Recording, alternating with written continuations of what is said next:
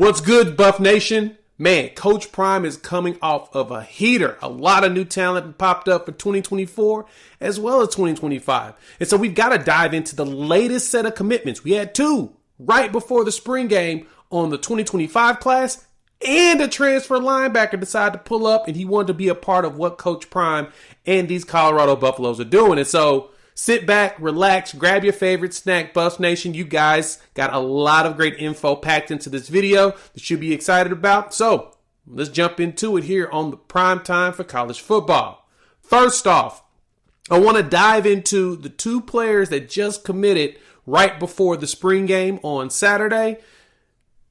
Prime is starting to get that talent in, right? Of course, he's shooting for the big fish, but he's also getting the quality fish to go along with filling out this roster.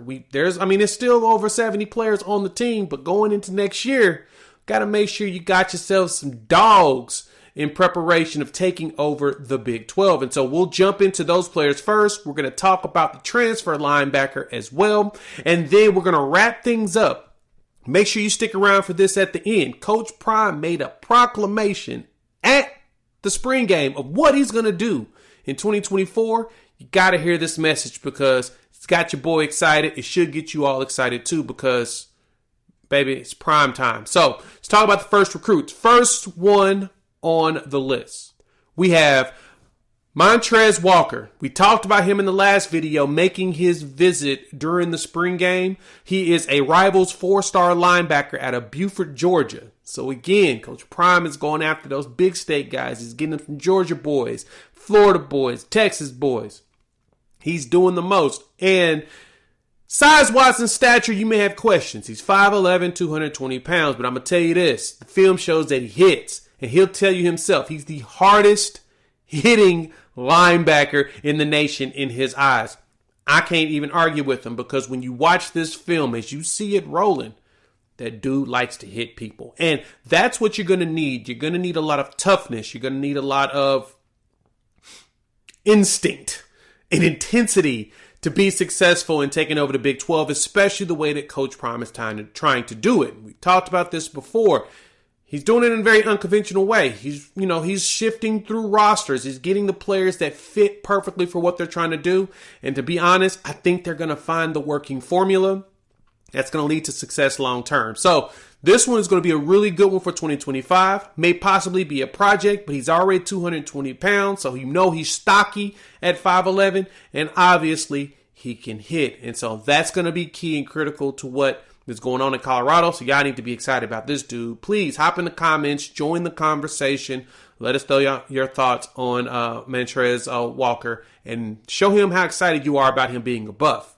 Now, the next one is going to be on the offensive side. We have a tight end out of Tennessee. Corbin Lazier, Bluff City, Tennessee, tight end. He's a 3-star, very much a raw talent, it looks like. When I was watching some of the film, it feels like he's kind of one of those players that is going to need to be molded. But the good thing about him is when you look at his size and stature, there's not very many things to complain about. He's coming in at 6'5", about 218 pounds. He has the frame to add more to that. He looks blatantly like all you got to do is put him in the weight room in the right weight program and get him eating, and he's going to be something dangerous. And my favorite part about him and watching his film is that he splits also away from the line. He's got some ability to block, but you can put him out there at the slot, and he's going to be a threat, especially with that big frame.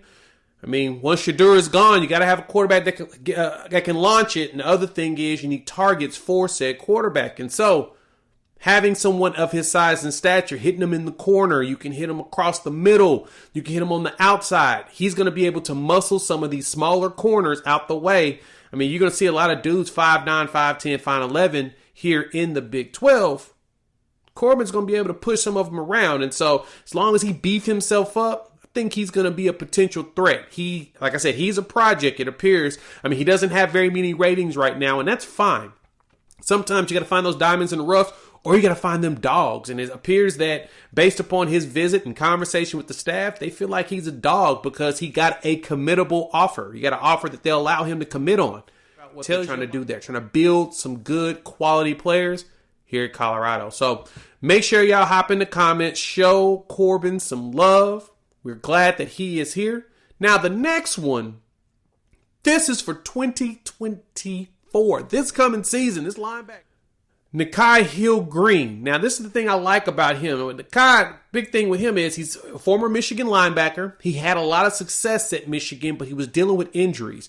And because of that, most likely fell down the depth chart, transferred to Charlotte, and he was a third-team All-AAC honoree with 73 tackles. He was all over the place for them. And I think Nikhil is going to be one of those players that really are impactful for the linebacker room here at Colorado. He stands here at about 6'2", about 240 pounds. Yeah, he's a big boy. So he's got you some good size. He did a visit to Arkansas. There's a lot of schools after him. He went to Arkansas. He visited Texas A&M or whatnot. And so he was one of those that, heck, Michigan was trying to get him to come back. Let's put it to you that way.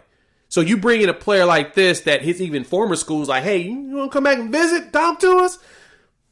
That's huge for this school, right? And so Colorado's sitting here, top 3 in transfer classes, bringing in the talent needed in order to be successful next season.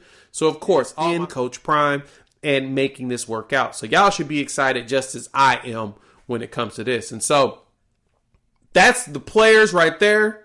Got Nikhil Green, show him some love.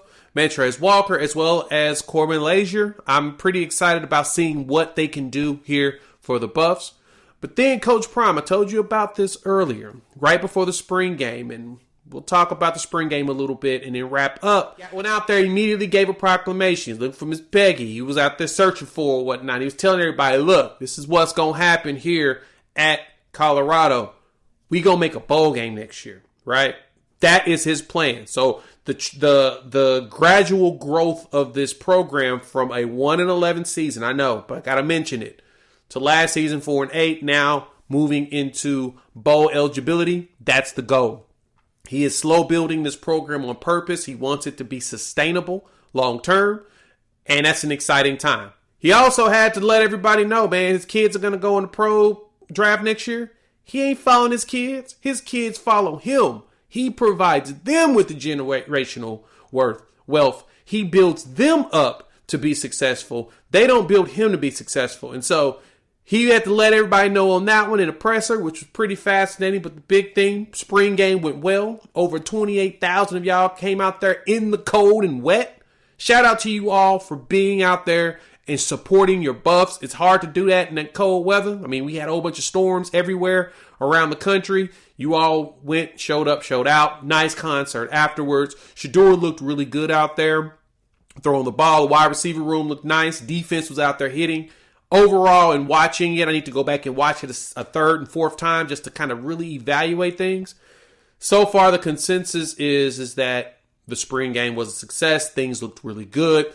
Worked on. And I want to remind you, when it comes to a spring game, the whole purpose of the spring game is to figure out where you need to work on things. And that's a plus.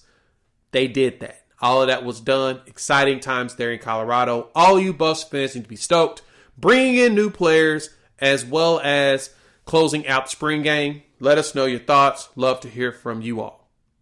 Also, we talked a lot about the 2 commits that came before the spring game. That video is here on the screen. Check it out. We'll have some more content coming down the line for you all. We'll talk soon.